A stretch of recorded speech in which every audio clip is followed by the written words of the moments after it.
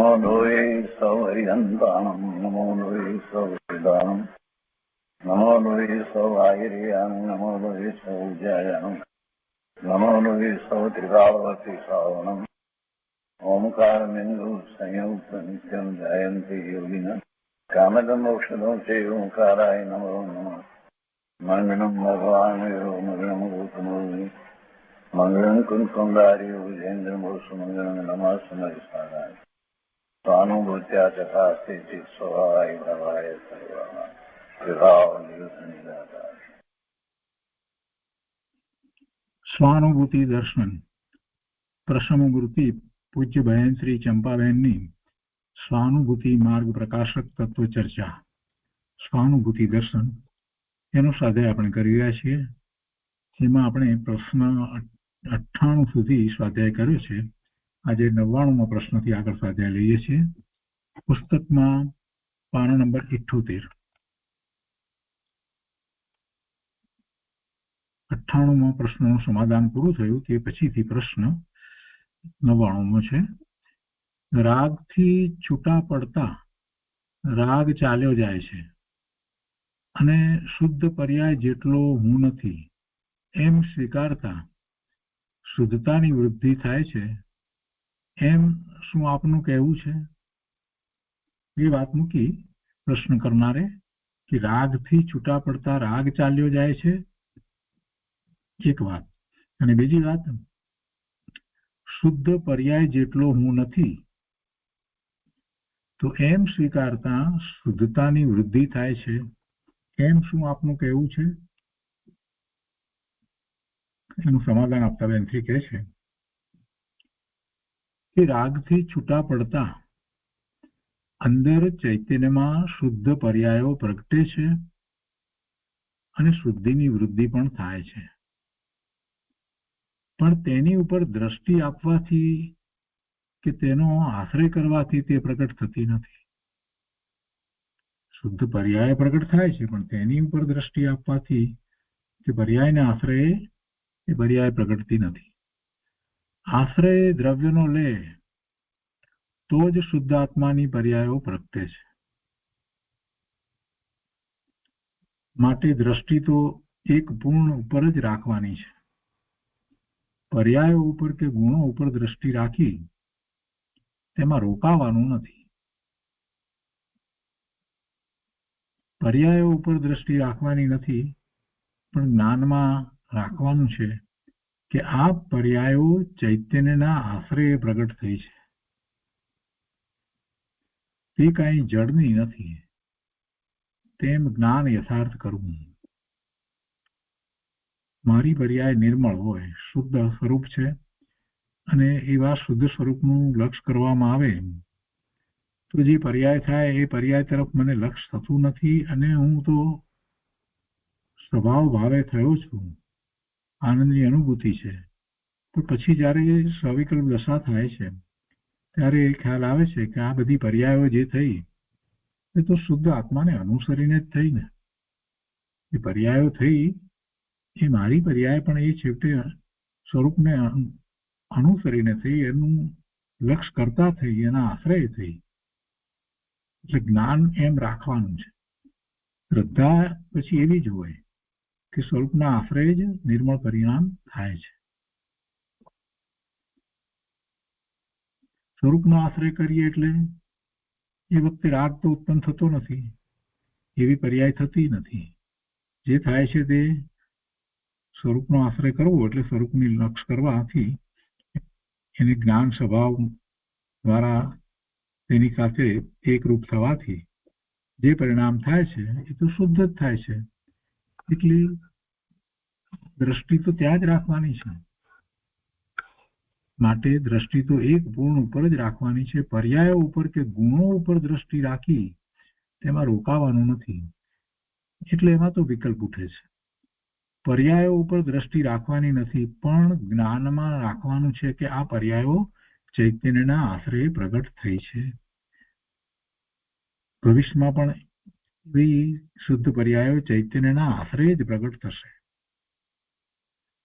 તે પર્યાય કાંઈ જડની નથી તેમ જ્ઞાન યથાર્થ કરવું. દ્રષ્ટિ પૂર્ણ પર રાખી જ્ઞાન યથાર્થ કરવું તો તેની સાધક દશાની પર્યાય યથાર્થપણે પ્રગટે છે. યથાર્થપણે પ્રગટે છે એટલે કે સ્વરૂપને અનુસરીને પ્રગટે છે, પોતાના અનંત ગુણને અનુસરીને પ્રગટ થાય છે. જ્ઞાનમાં સર્વ અપેક્ષાએ એમ જ હોય કે હું પૂર્ણ જ છું, તો પછી કાંઈ કરવાનું જ રહેતું નથી અને તેથી તેમાં ભૂલ પડે છે.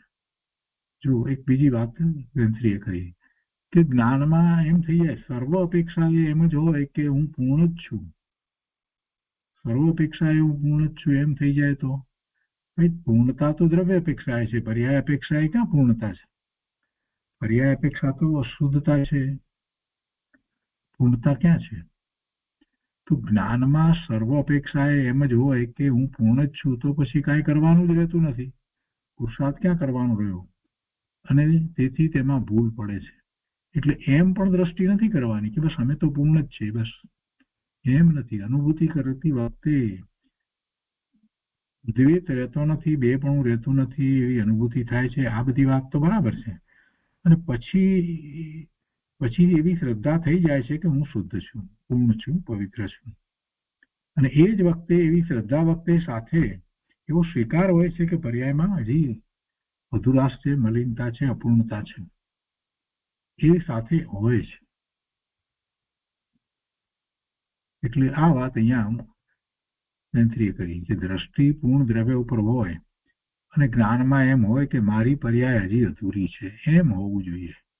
દ્રષ્ટિ પૂર્ણ દ્રવ્ય ઉપર હોય અને જ્ઞાનમાં એમ હોય કે મારી પર્યાય હજી અધૂરી છે, એમ જ્ઞાનમાં હોય તો સાધક દશા પ્રગટે છે. તો સાધક દશા પ્રગટે અને આવી સાધક દશા પ્રગટી છે તો એમાં નિર્વિકલ્પ ધ્યાનનો પુરુષાર્થ કરે છે, નહીં તો જ્ઞાન ખોટું થાય છે. એટલે એ તો નિશ્ચય આભાસ થઈ જાય કે હું તો પૂર્ણ જ છું, બધી રીતે સર્વ અપેક્ષાએ પૂર્ણ જ છું એમ કરીએ તો જ્ઞાન ખોટું થાય છે. રાગ મારાથી જુદો છે પણ થાય છે એવો પણ જ્ઞાનીને સ્વીકાર હોય છે. રાગ મારાથી જુદો છે પણ થાય છે, ચૈતન્યના પુરુષાર્થની નબળાઈથી એવો રાગ પણ થાય છે ને પરિણામ મારા છે એવો પણ એને સ્વીકાર હોય. પણ પછી એમાં એ રોકાઈ નથી રહેતો, એનું જ લક્ષ કર્યા કરે એમ બનતું નથી. પર્યાયમાં છે એ રીતે બધું ખ્યાલમાં રાખે તો પુરુષાર્થ ઉપડે છે અને એમાં આનંદ દશા, વિતરાગ દશા આદિ બધું પ્રગટે છે. પહેલા દ્રષ્ટિની અપેક્ષાએ બે ભાગ પડે છે, પછી જ્ઞાન બધાનો વિવેક કરે છે. ગુરુદેવે અનેક પ્રકારે સમજાવ્યું છે. ગુરુદેવે પરમ ઉપકાર કર્યો છે. બધી અપેક્ષાઓ ગુરુદેવે સમજાવી છે.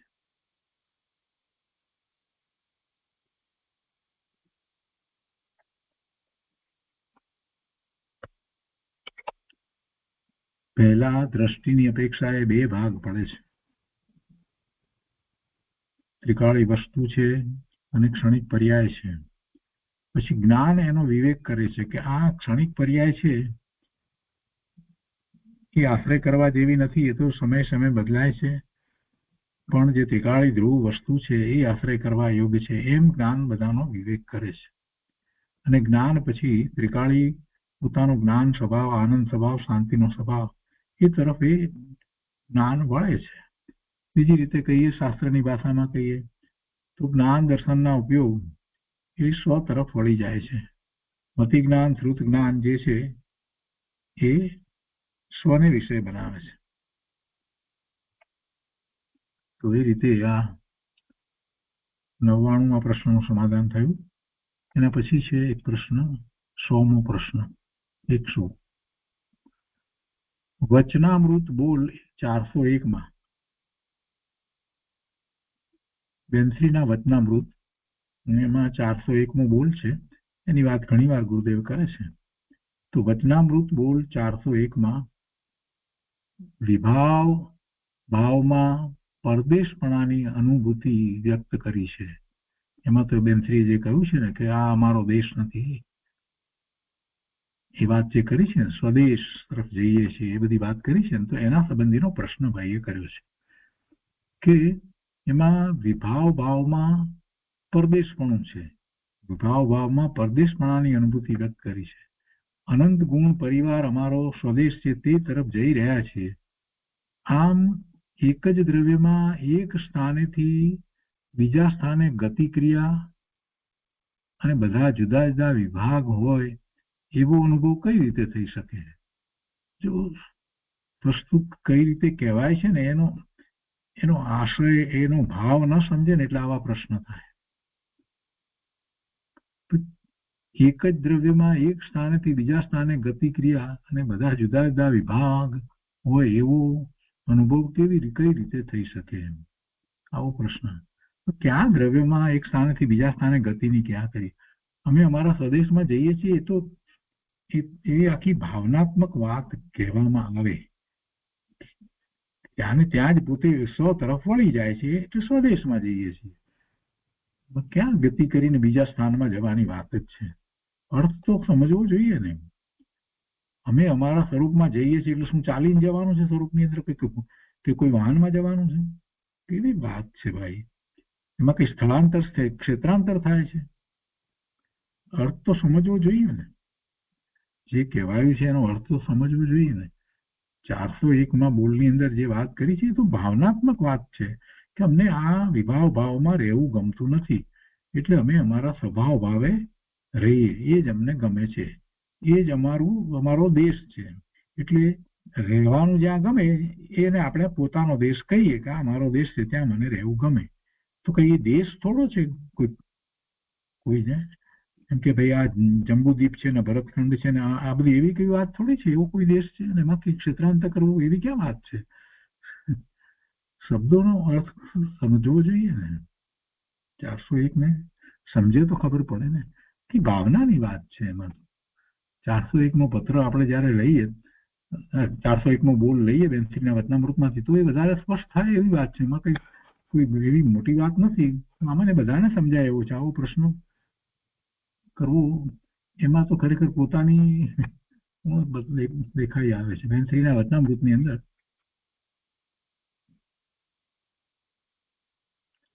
401 બોલ છે ને, એ આપણે લઈએ એટલે જરાક વધારે સ્પષ્ટ થાય.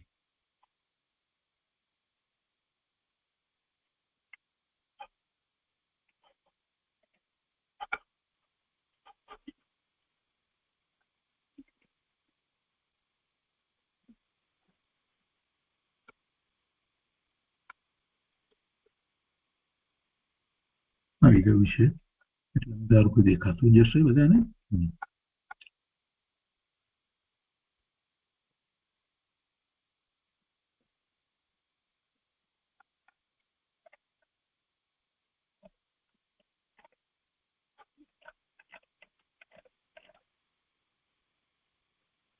ચારસો એક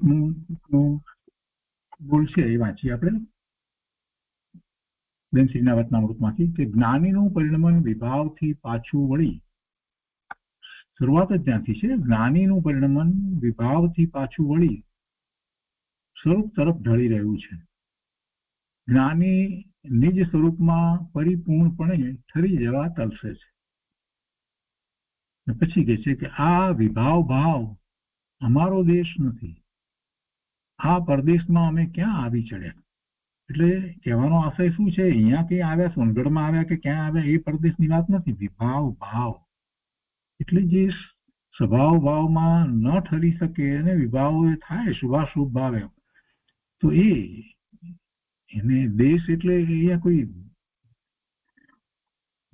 ભૌગોલિક દેશની વાત નથી કે જેથી કરીને ક્ષેત્રાંતરનો પ્રશ્ન થાય. આ વિભાવ ભાવ એ અમારો દેશ નથી, અમારું સ્થાન નથી, અમે ત્યાં રહીએ, અમને શોભતું નથી, એમ કહેવાનું હશે. આ પરદેશમાં અમે ક્યાં આવી ચડ્યા? એટલે વિભાવ ભાવમાં અમે રહીએ અમને ઠીક નથી લાગતું, એમ કહેવાનું હશે. અમને અહીં ગોઠતું નથી, એટલે વિભાવમાં રહેવું ગોઠતું નથી, શુભ ભાવે પણ રહેવું ગમતું નથી. અહીં અમારું કોઈ નથી. જ્યાં જ્ઞાન, શ્રદ્ધા, ચારિત્ર, આનંદ, વીર્ય આદિ અનંત ગુણરૂપ અમારો પરિવાર વસે છે તે અમારો સ્વદેશ છે. એટલે એ અમારો આત્મા છે, બીજો દેશ છે એવી વાત નથી. જ્ઞાન, શ્રદ્ધા, ચારિત્ર, આનંદ, વીર્ય આદિ અનંત ગુણ રૂપ અમારો પરિવાર વસે છે. તે અમારો સ્વદેશ છે. અમે હવે તે સ્વરૂપ સ્વદેશ તરફ જઈ રહ્યા છીએ. અમારે ત્વરાથી અમારા મૂળ વતનમાં જઈ અને નિરાતે વસવું છે, જ્યાં બધા અમારા છે. હવે આમાં પછી વતન આ બધા શબ્દોનો પ્રયોગ કર્યો એટલે કઈ બીજું કઈ જગ્યાએ વતન હશે કે જ્યાં જવાનું હોય એવી સમજવું તો જોઈએ ને. આખી ભાવનાત્મક વાત છે. વિભાવ અને સ્વભાવ બેની જ વાત છે. તો કે અમારે સ્વભાવ ભાવે જ રહેવું છે, સ્વભાવ ભાવમાં જ ફરવું છે, એવો ભાવ અંદરમાં એમને આવ્યો છે. પ્રશ્ન કરનારને જરાય નહીં સમજણ પડી. મને તો આશ્ચર્ય એ વાતનું થાય છે કે આવો પ્રશ્ન શું એમાં કેવો પ્રશ્ન કર્યો છે કે 401માં વિભાવ ભાવમાં પરદેશપણાની અનુભૂતિ વ્યક્ત કરી છે. પરદેશપણાની અનુભૂતિ નથી, પર ભાવની જ અનુભૂતિ છે. પર ભાવ પોતાનો નથી એમ અનુભૂતિ છે. અનંત ગુણ પરિવાર અમારો સ્વદેશ છે, તે તરફ જઈ રહ્યા છીએ. આમ એક જ દ્રવ્યમાં એક સ્થાનેથી બીજા સ્થાને ગતિક્રિયા, અને ક્યાં દ્રવ્યની અંદર ગતિક્રિયા ક્યાં કરવાની વાત જ છે? અને પાછા બધા જુદા જુદા વિભાગ હોય એવો અનુભવ કઈ રીતે થઈ શકે? મોટો પ્રશ્ન છે. કેટલું સ્પષ્ટ છે વચનામૃતમાં. એનો અર્થ પણ ભાઈ એટલે કેટલાય લોકો છે ને શબ્દાર્થને પકડીને ભાવને નથી પકડતા. આપણે બધા ભાવને પકડવાના. કેમ કે શબ્દો ને સીમા છે. કેટલા શબ્દો હોય, વધારે કોઈ પણ ભાષામાં કેટલા શબ્દો હોય, એટલે કેટલાક શબ્દોના પ્રયોગો જ્યારે કરવામાં આવે ત્યારે એમાં સાથે રહેલો ભાવને પકડવાનો હોય છે. અહીંયા બેનશ્રી સમાધાન આપે છે કે આ ભાવનાની વાત છે કે વિભાવ અમારો દેશ નથી અને દ્રવ્ય ઉપર દ્રષ્ટિ છે, તેથી ચૈતન્ય દેશ અમારો છે. કઈ દેશ છે ચૈતન્ય? એ કોઈ બીજો દેશ છે? અમેરિકા, ઇંગ્લેન્ડ, આ તે બધું એવું સમજવાની વાત છે. ચૈતન્ય દેશ અમારો છે. પણ હજી અધૂરી પર્યાય હોવાથી વિભાવ છે, છતાં તે વિભાવ અમારો દેશ નથી. એટલે અમને નિર્ણય થઈ ગયો છે કે એ વિભાવ જે છે એમાં અમે રહીએ અમને ઠીક નથી લાગતું. આ પરદેશમાં અમે ક્યાં આવી ચડ્યા? ચૈતન્ય તે અમારો સ્વદેશ છે, આ તો બધો પરદેશ છે. એટલે અહીં વિભાવમાં અમારું કોઈ નથી. અમારા સ્વદેશમાં બધા ગુણો છે તે અમારા છે. આમ દ્રષ્ટિ ભલે અખંડ ઉપર છે તો પણ તેને ચારિત્રની પર્યાયમાં આગળ વધવા માટે અનેક જાતની ભાવના આવે છે. આ વિભાવ તો બધો પરદેશ છે, અમારો સ્વદેશ તો અમારા ગુણો છે. સ્વદેશ તરફ અમારા પુરુષાર્થની ગતિ છે. વિભાવ તરફ અમારે જવું નથી. દ્રષ્ટિ અપેક્ષાએ ભલે સ્વદેશને પૂર્ણ ગ્રહણ કર્યું, દ્રષ્ટિ અપેક્ષાએ તો પોતાના સ્વરૂપને પૂર્ણપણે ગ્રહણ કર્યું છે, પણ પરિણતિ અમુક પ્રકારે સ્વ તરફ ગઈ છે. પૂર્ણપણે હજી સ્વભાવમાં સ્થિર થયા નથી. તેથી વિશેષપણે અમે સ્વદેશમાં જઈએ એટલે સ્વભાવ ભાવે રહીએ એવો કહેવાનો આશય છે. અમારા પુરુષાર્થની ગતિ સ્વદેશમાં જાય છે એટલે સ્વભાવ તરફ પુરુષાર્થની ગતિ થઈ રહી છે. આ વિભાવ અમારો દેશ નથી એમ ભાવનામાં આવે છે. ફરીથી સ્પષ્ટ કર્યું કે એમ ભાવનામાં આવે છે. તમે શબ્દને વળગી રહ્યા છો. ભાવના, સાધકને આવી ભાવના ન હોય તો કેવી ભાવના હોય? સાધકને સ્વભાવ ભાવે વધારે ને વધારે થવાની ભાવના જાગૃત થાય, અને શુભભાવમાં હોય તો પણ એ સમજે છે કે આ નહીં. જે શુદ્ધ ભાવે જે થયા એ જ અમારું સ્થાન છે એમ થાય. સાધકને બધી જાતની ભાવના આવે છે. વિભાવ તરફ દ્રષ્ટિ મૂકતા ત્યાં અમારું કોઈ દેખાતું નથી. ચૈતન્યના સ્વદેશમાં જઈએ ત્યાં બધા અમારા છે. આ બધા વિભાવ પરભાવો છે એમ ભાવનામાં આવે છે.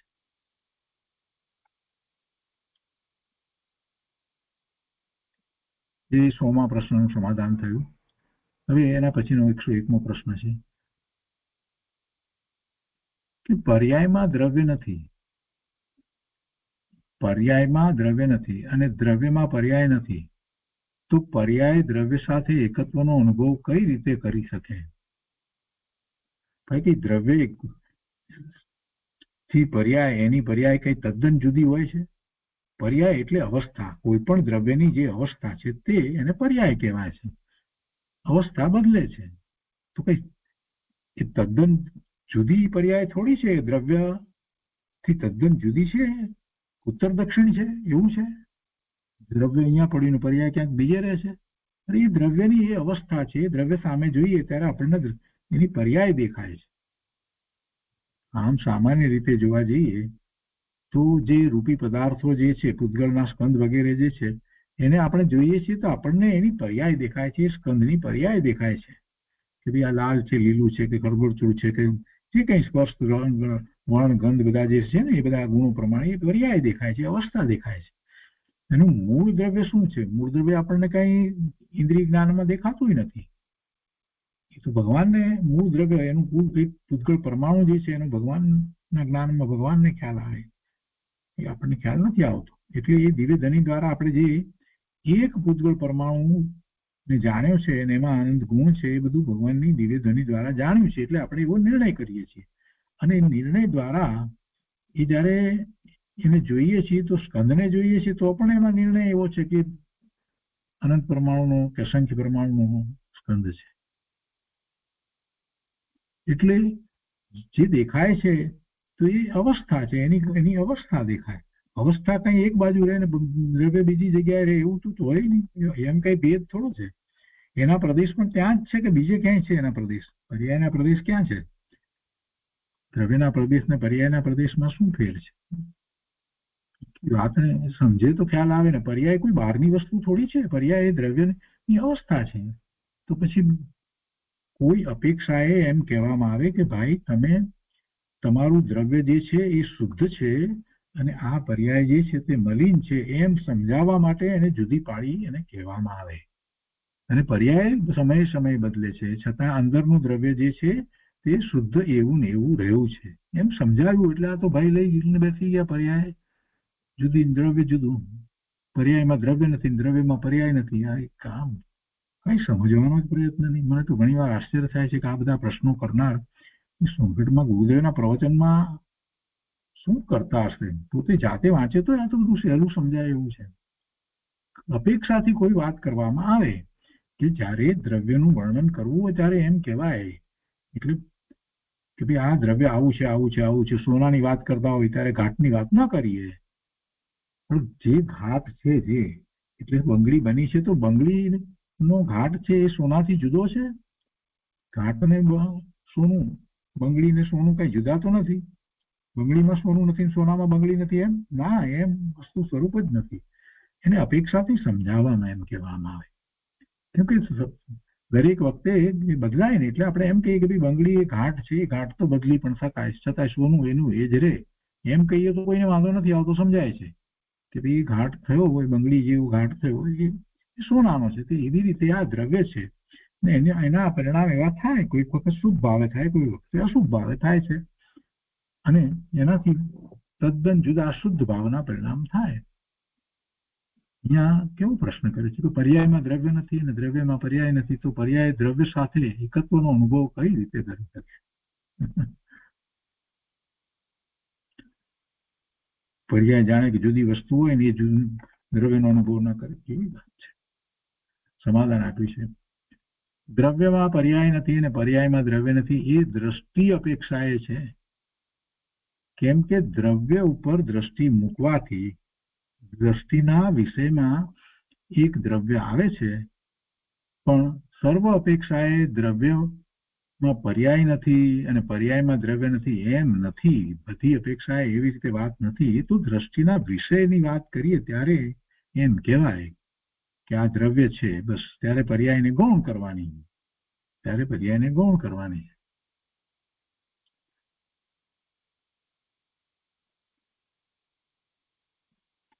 એકાગ્રતા કરાવવા માટે એમ કરવામાં આવે છે.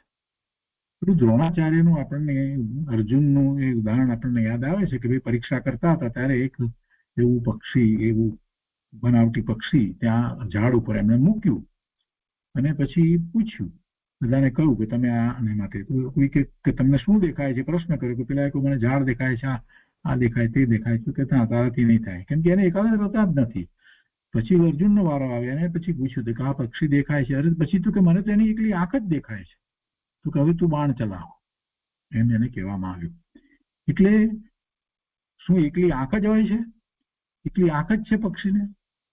એમ તો એનો અર્થ થોડો થાય છે. એકલી આંખ જ છે, એકલી આંખ કેવી રીતે હોય? પક્ષી તો હોય જ ને, પણ એને એકાગ્રતા હતી.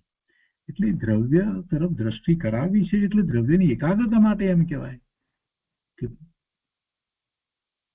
દ્રવ્યથી પર્યાય જુદી છે અને એ બદલાયા કરે છે, તોય છેવટે છે તો એની જ ને. એકાંત એ વસ્તુ પકડે છે. આટલી આટલી અનેકાંતની વાત છતાં પણ દ્રષ્ટિની અપેક્ષાથી વાત કરવામાં આવી. દ્રષ્ટિના વિષયમાં શુદ્ધ દ્રવ્ય, બસ એક શુદ્ધ દ્રવ્ય આવે છે, એનું લક્ષ કરવાનું છે. પણ એ જ વખતે પોતાની પર્યાયની અંદર એટલે અવસ્થાની અંદર પોતાને હજી શુભાશુભ ભાવ વગેરે બધું ચાલે છે ને, થાય છે ને, એ મલિનતા છે, એ અશુદ્ધતા છે. દ્રષ્ટિના વિષયમાં એક દ્રવ્ય આવે છે, પણ સર્વ અપેક્ષા એ દ્રવ્યમાં પર્યાય નથી અને પર્યાયમાં દ્રવ્ય નથી એમ નથી. પર્યાયને દ્રવ્યનો આશ્રય છે અને દ્રવ્ય પર્યાય રૂપે પરિણમે છે. એમ બીજી એક અપેક્ષા પણ છે. આપણે કહીએ છીએ ઘણી વાર કે આ પર્યાયમાં શું આવે છે, તો કે દ્રવ્ય આખું આવી નથી જતું. દ્રવ્ય આખું આવી જાય તો પર્યાય તો એક સમયની એનો વ્યય થતા વ્યય થાય. એટલે એમ કહીએ કે ભાઈ પર્યાયમાં આખું દ્રવ્ય નથી આવતું, પણ જે આવે છે શું, તો દ્રવ્યનો બધો ભાવ એમાં પર્યાયમાં આવે છે. ચેતન પણ પર્યાયમાં વ્યાપે છે દરેક પર્યાયની અંદર. તો દ્રવ્ય પર્યાય રૂપે પરિણમે છે. એમ બીજી એક અપેક્ષા છે, કેમ કે એનું પરિણમન થાય છે તો નવી નવી અવસ્થાઓ થયા કરે છે ને, એને આપણે પર્યાય કહીએ, પરિણમન કહીએ છીએ.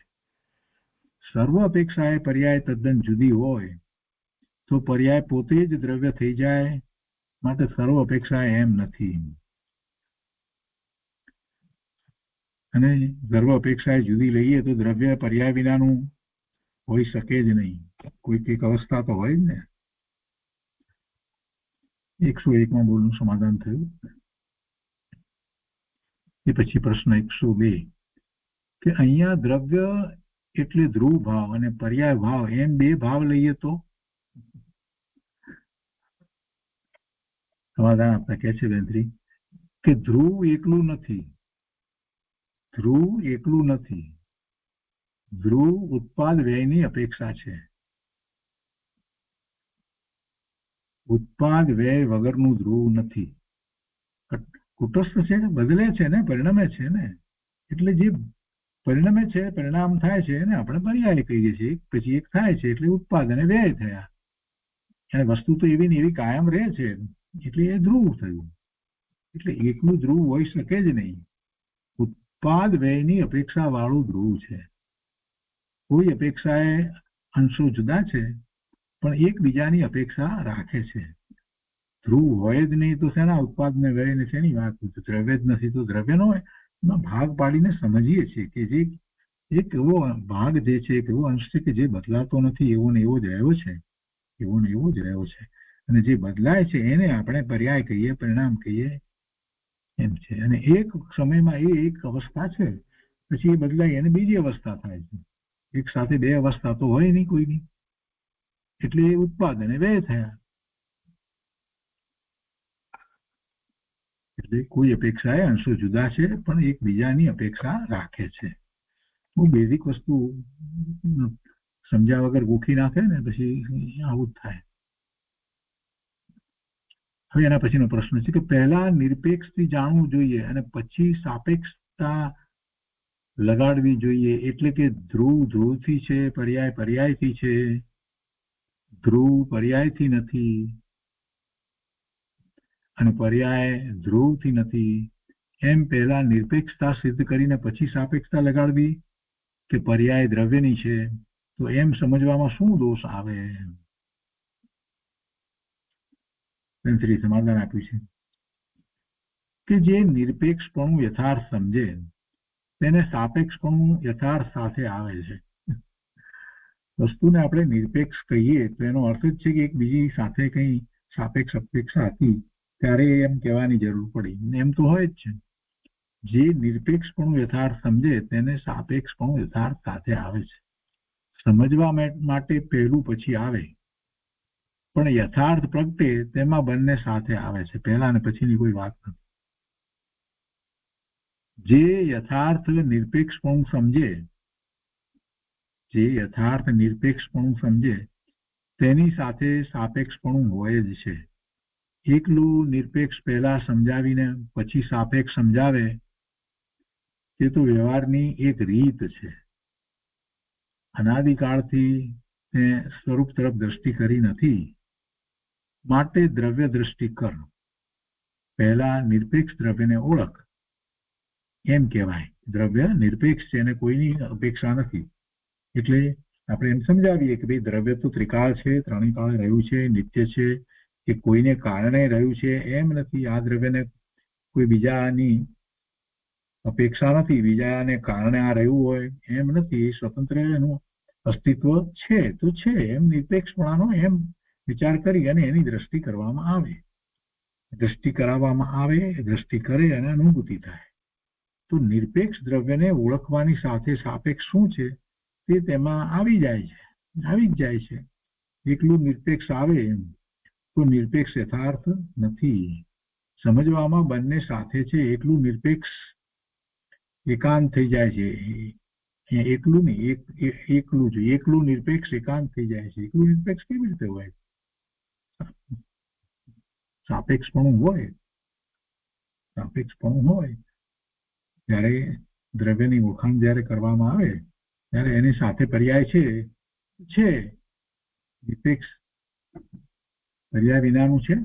પર્યાયની અપેક્ષા એમ કહી શકીએ આપણે કે પર્યાયની અપેક્ષા દ્રવ્યને રહે છે. પર્યાય ન હોય તો દ્રવ્ય ન હોય જ નહીં એમ કહેવામાં કહેવાય, પણ સમજવાનું એ છે કે એને સાથે પર્યાય છે. પર્યાય તો હોય, કોઈ અવસ્થા તો હોય છે. સાપેક્ષ થયું ને છતાંય દ્રષ્ટિના વિષયની વાત કરવામાં આવે તો એમ કહેવામાં આવે કે એને કોઈ પર્યાયને કારણે કંઈ બીજા કોઈ દ્રવ્યને કારણે એનું અસ્તિત્વ ટકી રહ્યું છે એમ નથી. એ નિરપેક્ષ છે. એની પર્યાયો છે. પર્યાયનો પ્રવાહ ગર્ભિત છે અને આ બધી વાત જે કરીએ બધી સમજવાની અપેક્ષા એ વાત છે. મૂળ તો ભગવાન આત્મા એવો ને એવો છે. એટલું જ સમજાવવું છે કે એનું લક્ષ કરી શકાય એવો છે અને એનું લક્ષ કરવાથી પરિણામ નિર્મળ થાય છે. અને એવું અનંત જીવોએ કર્યું, પોતાનો અનુભવ થયો. એટલે પછી નિરપેક્ષ સાપેક્ષની બધી વાત એ રીતે સમજાવવામાં આવે. પહેલા ને પછી એવું નથી, પણ ખરેખર અનુભૂતિ કરવી હોય ત્યારે જે બીજું બધું જે છે એને ગૌણ કરવામાં આવે. એટલે એને નિરપેક્ષ ન જાણીએ ત્યાં સુધી અનુભૂતિ ન થાય. કોઈને કારણે મારું દ્રવ્ય છે, શરીરને કારણે હું આત્મા રહ્યો છું એવું માનવામાં આવે તો અનુભૂતિ ન થાય. શરીર તરફ જ લક્ષ જાય. પણ શરીરને કારણે હું નથી, હું ભગવાન આત્મા મારાથી જ અહીંયા છું, મારું અસ્તિત્વ મારાથી છે. આ જે લોકાકાશના જે પ્રદેશમાં હું રહ્યો છું એ જ લોકાકાશના પ્રદેશની અંદર આ શરીર પણ સાથે રહ્યું છે. પણ શરીરને કારણે હું છું એમ નહીં ને મારા કારણે શરીર છે એમ પણ નહીં, કેમ કે બંને દ્રવ્યો જુદા છે. તો એમ નિરપેક્ષતા સાબિત કરી અને દ્રષ્ટિ સ્વરૂપ તરફ કરાવી છે એટલે એ વાત કરવામાં આવે. પણ સાથે વાત તો છે ને, શરીર અને આત્મા બંને સાથે રહ્યા છે ને ત્યાં સુધી સંસાર પર્યાય, જ્યાં સુધી સંસાર પર્યાય છે ત્યાં સુધી બંને સાથે હોય છે, શરીર સહિત જ હોય છે. એટલે એવી બીજી અનેક રીતે સાપેક્ષતાની વાત કરવામાં આવે. સુભાવને એની પણ વાત વિચાર કરીએ તો એ વિભાવ પર્યાય જે છે, વિભાવ ભાવ જે થાય છે એવું વિભાવ ભાવે પરિણમવામાં અને સ્વભાવ ભાવે પરિણમવામાં બેની વાત લઈએ તો એ રીતે પણ વસ્તુનું સ્વરૂપ છે. એકલું સ્વભાવ ભાવે પરિણમે એવું એને સંસાર અવસ્થામાં હોતું નથી. પણ જ્યારે દ્રષ્ટિ બતાવી હોય ત્યારે સમજાવવું હોય ત્યારે એમ જ કહેવાય કે ભગવાન આત્માને તો શુભાશુભ ભાવ વિભાવ ભાવ છે જ નહીં. એને તો એકમાત્ર શુદ્ધ ભાવ જ છે, અને એ શુદ્ધ ભાવ માટે એને કોઈ એની અપેક્ષાની જરૂર નથી. બીજાની અપેક્ષા વિના જ એને શુદ્ધ ભાવે પરિણમે છે. પર્યાયના ઉત્પાદ વ્યયની વાત કરતા હોઈએ ત્યારે, સ્વતંત્રતાની વાત પર્યાયની મુખ્યતાથી કરતા હોઈએ ત્યારે એમ કહેવાય કે પર્યાય નિરપેક્ષ છે, સ્વતંત્ર રીતે ઉત્પન્ન થાય છે એમ કહેવામાં આવે. અને જ્યારે તેના ભાવ અને પુરુષાર્થની વાત કરતા હોય ત્યારે એમ કહેવાય કે એનો ઉપયોગ જે છે એ પર તરફ થયો છે એટલે એને શુભાશુભ ભાવ થાય છે. એટલે જેમ છે તેમ વાતને સમજવાની છે. એમાં સાપેક્ષ ને નિરપેક્ષની એક એક વાતને પકડીને એવી રીતે કોઈ વસ્તુ સ્વરૂપ સમજી શકાતું નથી. એ 103 પ્રશ્ન થયો. એકલું નિરપેક્ષ ન હોય, એકલું નિરપેક્ષ એકાંત થઈ જાય છે એમ ન હોય. સમજવામાં બંને સાથે છે. શ્રી બહુ સ્પષ્ટ કરી છે. એકલું નિરપેક્ષ આવે તો નિરપેક્ષ યથાર્થ નથી. સમજવામાં બંને સાથે છે. એકલું નિરપેક્ષ, એકલું અહીંયા એકલું નહીં પણ આ જગ્યાએ એકલું નિરપેક્ષ એકાંત થઈ જાય છે. પ્રશ્ન છે એના પછીનો 104. જીવને રાગના પરિણામનો પરિચય છે અને જ્ઞાન આછું આછું ખ્યાલમાં આવે છે, તો આ સ્થિતિમાં આગળ કઈ રીતે વધવું તે અંગે માર્ગદર્શન આપવા કૃપા કરશો. જીવને રાગના પરિણામનો પરિચય છે અને જ્ઞાન આછું આછું ખ્યાલમાં આવે છે, તો આ સ્થિતિમાં આગળ કઈ રીતે વધવું તે અંગે માર્ગદર્શન આપવા કૃપા કરશો. રાગનો પરિચય અનાદિથી છે. આ રાગ છે એવો સ્વીકાર તમે કર્યો એટલે બરાબર છે. બાકી તો રાગ પોતાને રાગ છે એવો સ્વીકાર એ લોકો કરતા નથી. લોકોને એ ખબર નથી કે આ જીવ જે અત્યારે કરી રહ્યો છે એ બધું રાગ દ્વેષ જ છે, બીજું કાંઈ જ નથી. કેમ કે અનંત કાળમાં ક્યારેય એ સ્વભાવ ભાવે થયો જ નથી, એટલે એને તો રાગ ભાવે જ પરિણમી રહ્યો છે. રાગનો પરિચય અનાદિથી છે અને જ્ઞાનનો પરિચય નથી, તો જ્ઞાન સ્વરૂપ આત્માનો પરિચય વધારે કરવો. જ્ઞાન આછું આછું ખ્યાલમાં આવે છે એમ ભાઈએ લીધું. બેનશ્રી એને અર્થ એમ કરી દીધો કે જ્ઞાન એટલે આત્મા, તો આત્માનો પરિચય કરવો એ જ જ્ઞાન છે ને. જ્ઞાન સ્વભાવી એ છે તો આત્મા કહું કે જ્ઞાન કહું. કે છે કે જ્ઞાનનો પરિચય નથી તો જ્ઞાન સ્વરૂપ આત્માનો પરિચય વધારે કરવો. જ્ઞાન આછું આછું ખ્યાલમાં આવે છે કારણ કે તેની દ્રષ્ટિ બહાર છે, પણ જે જણાય છે તે જ્ઞાન જ છે. માટે જ્ઞાનને વિભાવથી છૂટું જાણીને, વિભાવ અને જ્ઞાન બે જુદા. વિભાવ તો એનું ભવન જે થઈ રહ્યું છે, જે ભાવ જે થઈ રહ્યા છે એમાં શુભ કે અશુભ ભાવ છે, એ ભવન તો એનું ચાલી રહ્યું છે. એના ભાવ તો સતત છે. કોઈ પણ જીવને ભાવ સતત હોય. દરેક જીવને ભાવ તો સતત થયા જ કરે. શુભ અશુભ શુભ અશુભ શુભ અશુભ થાય. શબ્દની એમાં જરૂર નથી. ભાવમાં શબ્દની કાંઈ જરૂર નથી. અંદરમાં કાંઈ કામ કોકના પ્રત્યે દ્વેષનો ભાવ થયો એટલે એ અશુભ ભાવ થયો, પાપનો ભાવ થયો. એટલે એ ભાવ તો સતત ચાલ્યા જ કરે. ભાવ સતત ચાલ્યા કરે અને બહારમાં જ્યાં સુધી લક્ષ છે ત્યાં સુધી જે ભાવ થાય તે શુભ અથવા અશુભ ભાવ થાય એને આપણે વિભાવ કહીએ. પણ એ વખતે પણ એને જાણનારું જ્ઞાન જે છે એ જુદું છે. એટલે કે છે કે વિભાવથી જ્ઞાનને છૂટું કરીને વિચાર કરતું. માટે જ્ઞાનને વિભાવથી છૂટું જાણીને એકલા જ્ઞાનને ગ્રહણ કરવાનો પ્રયત્ન કરવો આઘરું છે. કેમ કે એ વિભાવમાં રહ્યો છે અને જ્ઞાન એને જાણે છે, તો તેને જ્ઞાન જાણે છે અને જ્ઞાનની મુખ્યતા એમ નથી પાછા વળવાનું થતું કે આ જાણ્યું એ જાણનાર એ હું છું, અને આ જે જાણ્યું એમાં વિષય જે હતો એ શુભભાવનો વિષય જે કંઈ હતો તે બધું જે જ્ઞાનની આ એ સમયની પર્યાય હતી, એ પર્યાય જ્ઞાનની પર્યાય છે. અને એ જ્ઞાનની પર્યાયને જાણનારો જ્ઞાન સ્વભાવી ભગવાન આત્મા હું છું એમ એના તરફ જઈ શકાય છે. જ્યારે જ્યારે જ્યારે જ્યારે જ્ઞાન થાય છે તો જે જાણ્યું એ વિષયને ગૌણ કરી નાખો. શું જાણ્યું એ મહત્વનું નથી, પણ જાણનાર કોણ છે તો કે આત્મા છે, એનું જ્ઞાન સ્વભાવ છે. એટલે આ જાણ્યું એક સમયની આ પર્યાયમાં આ જાણ્યું, બીજા સમયની પર્યાયમાં બીજું જાણ્યું, ત્રીજા સમયની પર્યાયમાં ત્રીજું જાણ્યું. તો જ્ઞાન એ જાણનારો જે છે તે જ્ઞાન એ હું છું. એ જ્ઞાન સ્વાભાવિક કહો, જ્ઞાન કહો, જ્ઞાયક કહો, એ હું છું. અહીંયા કહે છે કે જ્ઞાન આછું આછું ખ્યાલમાં આવે છે કારણ કે તેની દ્રષ્ટિ બહાર છે, પણ જે જણાય છે તે જ્ઞાન જ છે. ભલે ને બહારની વસ્તુને જાણતો હોય, પણ જાણવાનું કાર્ય કરનાર જ્ઞાન એ પોતે જ ભગવાન આત્મા છે. માટે જ્ઞાનને વિભાવથી છૂટું જાણીને એકલા જ્ઞાનને ગ્રહણ કરવાનો પ્રયત્ન કરવો, તેનો પરિચય કરવો, તેનો વારંવાર અભ્યાસ કરવો, તેનો પરિચય વધારે કરવાથી હું જ્ઞાન સ્વરૂપ જ છું. જ્ઞાન આ જે કંઈ થાય એ બધું જ એમ થાય કે આ બધું જ્ઞાનમાં મને જણાય છે, હું તો જ્ઞાન સ્વરૂપ જ છું. એમ એ પોતે જ્ઞાન સ્વભાવી થઈ નાયક થઈ અને બેસે તો સહેલું થાય છે, અઘરું નથી પડતું.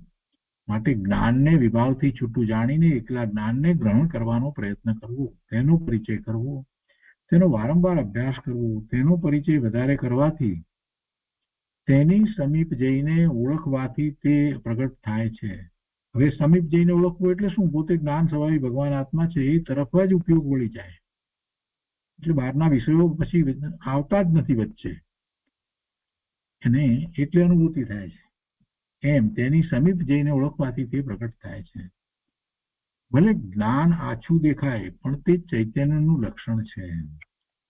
માટે લક્ષણથી લક્ષ ને ઓળખ પર તરફ તેની દ્રષ્ટિ જાય છે, તેથી જાણે જ્ઞેયથી જ્ઞાન હોય એવી ભ્રમણા થઈ ગઈ છે. આ વાત પણ મહત્વની છે. જે પદાર્થોને એ જાણે છે તો એ પદાર્થ છે એટલે એવું જ્ઞાન થાય છે. જેવો પદાર્થ એવું જ્ઞાન થાય છે. એટલે જે એના જ્ઞાનમાં જે જણાય છે તો એ જ્ઞેય જેવું છે તેવું જ જણાય છે. એટલે એને એમ છે કે જેવું જ્ઞેય છે એવું જ્ઞેય હતું, માટે જ્ઞાને જાણીને. જ્ઞેય ન હોત તો ક્યાંથી જાણત? જ્ઞેય ન હોત તો ક્યાંથી જાણત? એવી ભ્રમણા બધાને છે, લગભગ બધાને છે. ભાગ્યે જ કોઈકને એવો સ્વીકાર છે કે ના, જ્ઞાનનો સ્વભાવ પરિણમવાનો છે અને એ જ્ઞેય સામે છે માટે એને જાણે છે, એવો જ્ઞાન સ્વભાવ છે જ નહીં.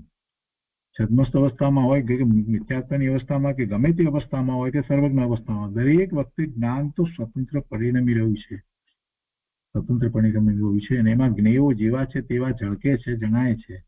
પણ એ જ્ઞેયો જે છે એ જુદું દ્રવ્ય છે. એ જ્ઞેયો જુદું દ્રવ્ય છે. એ જ્ઞેયોને કારણે મારા જ્ઞાનની પર્યાય બદલાઈ જાય એવું બને નહીં.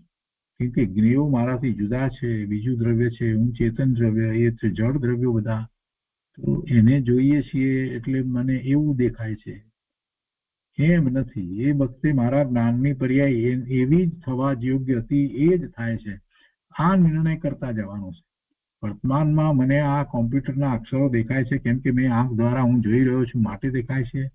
ના, એમ નથી.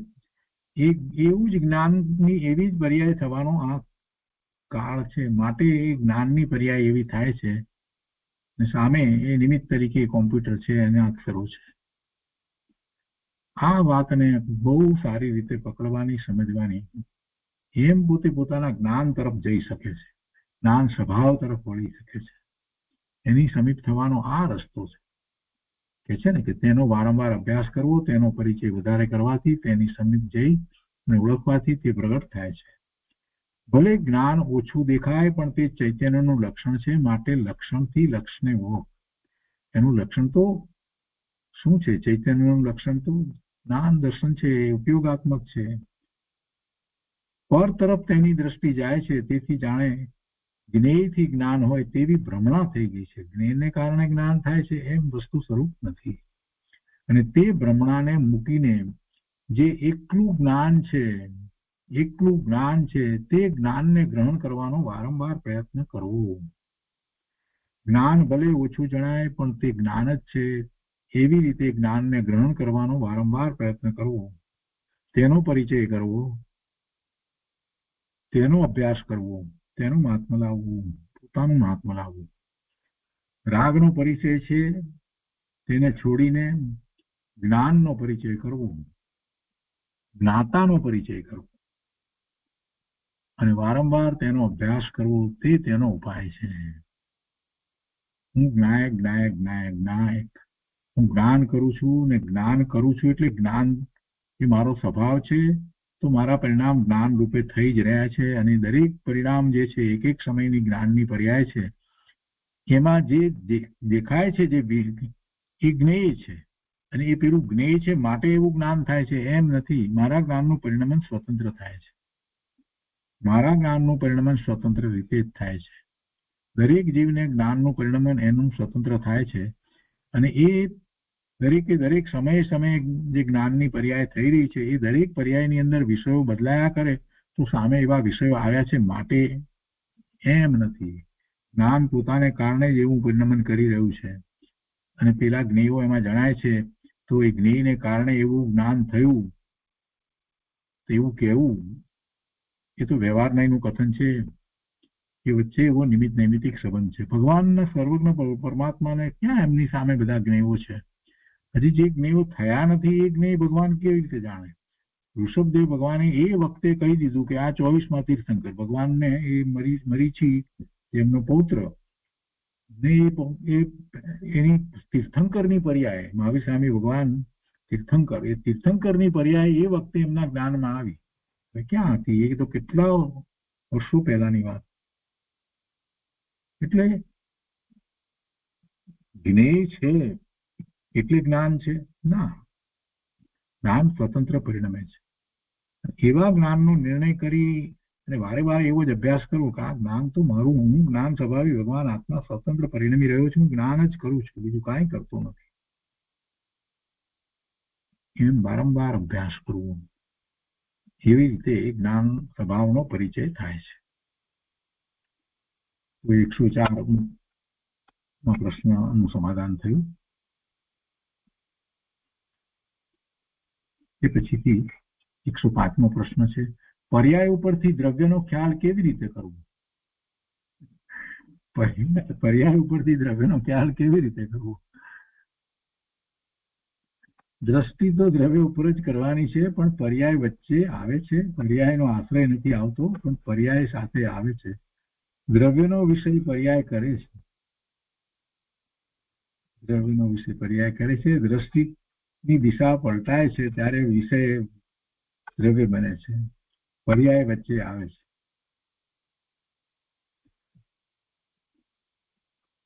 પર્યાય ઉપરથી દ્રવ્યનો ખ્યાલ કેવી રીતે કરવો? પર્યાય કોની છે? દ્રવ્યની છે ને, તો એ દ્રવ્યનો ખ્યાલ, એના ઉપરથી દ્રવ્યનો ખ્યાલ આવે એક વાત. અને પછી આપણું પ્રયોજન તો બીજું છે કે દ્રવ્યની દ્રષ્ટિ કેવી રીતે કરવી. અને દ્રવ્યનો ખ્યાલ કયો, પણ આપણે ખરેખર તો દ્રવ્યની દ્રષ્ટિ કરવી. અને પર્યાયને ગૌણ કરવી તો શું કરવું? તો કે આ જે પરિણમન થઈ રહ્યા છે, શુભાશુભ ભાવ રૂપે જે પરિણમન થઈ રહ્યા છે એ કોના થઈ રહ્યા છે? મારા જ પરિણમન થઈ રહ્યા છે ને. કોઈ આ કોમ્પ્યુટરના પરિણમન તો નથી થઈ રહ્યા, દેશના પરિણમન તો નથી થઈ રહ્યા. મારા એટલે કોના? આત્માના જે પરિણમન છે ને, શુભાશુભ ભાવ રૂપ પરિણમન જે થઈ રહ્યા છે, તો એ જેના પરિણમન થઈ રહ્યા છે તે દ્રવ્ય, તે જીવ દ્રવ્ય, ચેતન દ્રવ્ય, તે હું છું. એ ચેતન દ્રવ્ય તે હું છું. એમ પર્યાય ઉપરથી દ્રવ્ય તરફ વળાય. અને દ્રવ્યનો વિષય પર્યાય એ રીતે કરે છે. પર્યાયમાં ખ્યાલ આવે કે આ પરિણામ જેના થઈ રહ્યા છે એ તો જીવ છે, ચેતન છે, એના પરિણામ થઈ રહ્યા છે. અને દ્રષ્ટિની દિશા પલટાય છે. હવે બીજી વાત લીધી છે ત્યારે વિષય દ્રવ્ય બને છે. હવે એ તરફ વળ્યો, જે બહાર બીજે બધા વિષયો કરતો હતો એને બદલે સ્વનો વિષય કર્યો. સ્વને વિષય કર્યો કે આ તો દ્રવ્ય તો ચેતન છે, ચેતના આનંદ ગુણનો ભેદ આવો આત્મા એ અખંડ ભેદ વસ્તુ એને વિષય બનાવે છે. તો વિષય બનાવે છે તો કોણ વિષય બનાવે છે? કઈ પર્યાય? પર્યાય કહીએ પણ એ જ્ઞાન છે. જ્ઞાનની પર્યાય એને વિષય બનાવે છે. જ્ઞાનની પર્યાય એને વિષય બનાવે છે. દ્રષ્ટિની દિશા પલટાય છે ત્યારે વિષય દ્રવ્ય બને છે. પણ એ ક્યાં બને છે? એ જ્ઞાનમાં, એ જ્ઞાનની પર્યાય છે. જ્ઞાનની પર્યાય છે. એટલે એ જ્ઞાનની પર્યાય વિના તો કેવી રીતે દ્રવ્યનું લક્ષ થાય છે? બીજી રીતે કહીએ તો એમ છે કે દ્રવ્યનું લક્ષ કરવા વાળો જ્ઞાનનો ઉપયોગ છે. અને એ પછી ઉપયોગ એ તરફ વળ્યો એટલે જે દેખાયું, જે વિષય થયો, જે જણાયું, જ્ઞાન થયું, એ પર્યાય થઈ. એ પર્યાય થઈ તો એ પર્યાય નવી થયા કરે છે. એટલે દ્રવ્યની દ્રષ્ટિ કરે ત્યારે પર્યાય તો આવે જ. એટલે એમ કહ્યું અહીંયા કે દ્રષ્ટિની દિશા પલટાય છે ત્યારે વિષય દ્રવ્ય બને છે અને પર્યાય વચ્ચે આવે છે. એટલે આમ વચ્ચે આવે છે. અનુભવ કેવી રીતે થાય? અનુભવ કરનાર જે છે એને પર્યાય કહીએ છીએ આપણે. એને અવસ્થા કહીએ છીએ. એટલા માટે તો વેદાંતથી આપણને જવું પડે છે. વેદાંત પર્યાયને નથી માનતું તો પછી અનુભવ ક્યાં થયો, શેમાં થયો? તો એ રીતે 105મા પ્રશ્નનું સમાધાન થયું. આજનો સ્વાધ્યાય આપણે અહીંયા સુધી રાખીએ છીએ.